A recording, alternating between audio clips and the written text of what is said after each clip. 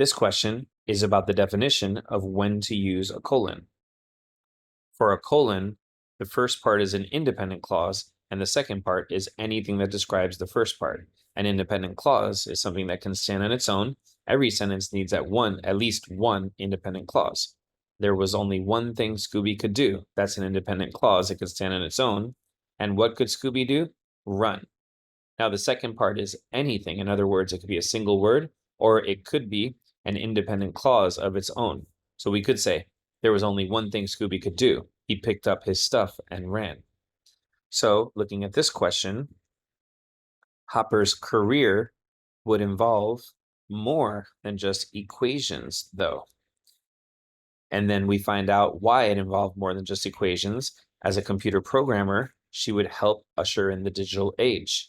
So we have an independent clause in red, and we'll go ahead and delete this color here because the description of what it involved is in purple there. Now, we do have some modifiers that kind of complicate things. So the word though right here, it gets treated as if it's invisible because it's just a modifier. A modifier is something that's missing the subject, the verb, or both. So something like needing shoes. It doesn't have a verb because ing words are not verbs.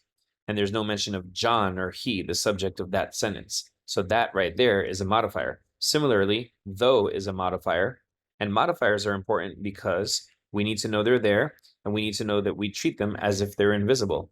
So treating it as if it's invisible, we still have our independent clause at the beginning, and we still have our description in the second part.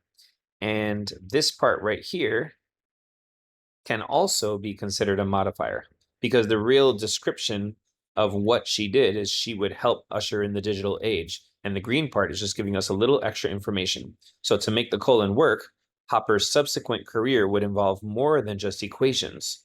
Hopper would usher in the digital age. So the answer here is A.